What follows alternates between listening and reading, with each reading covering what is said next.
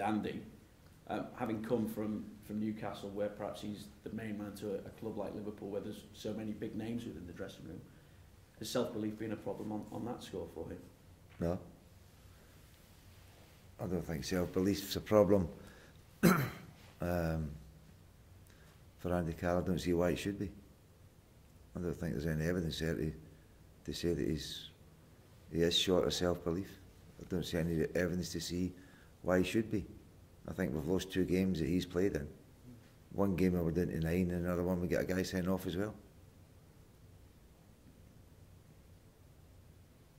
And then a chance then for him to start back-to-back games and face his old club.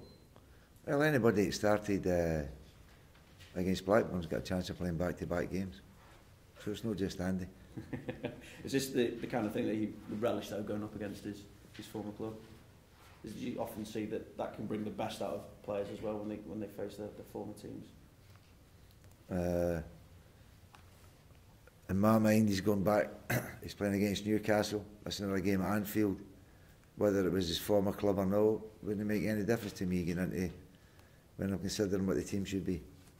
For the lads themselves, each one will respond differently. So if Big Andy's speaking to you and you want to ask him the question, feel free to do so. But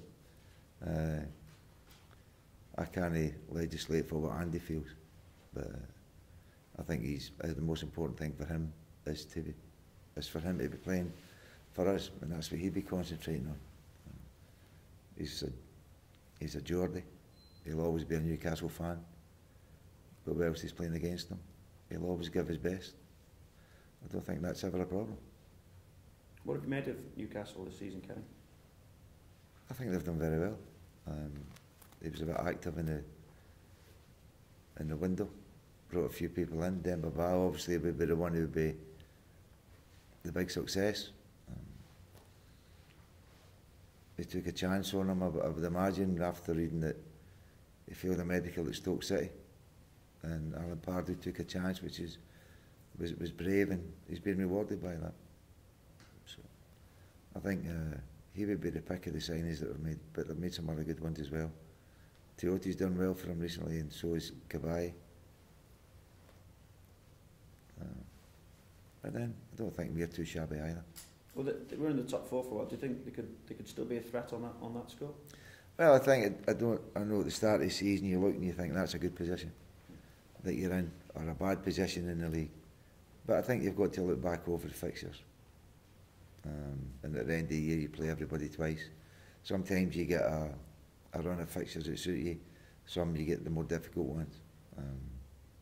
So yeah, where you are because of the points you've got.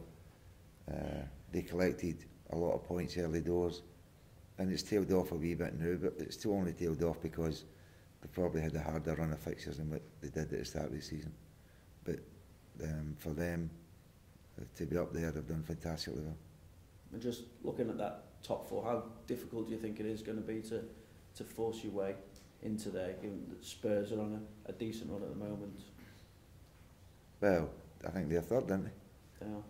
So the one below it is only 3 points away for us, I would imagine. You think it could be a straight fight for that final 4th spot between 3 teams? Well, there could be more than that involved. As long as we're in there somewhere and we give ourselves a chance, then we'll be happy with that.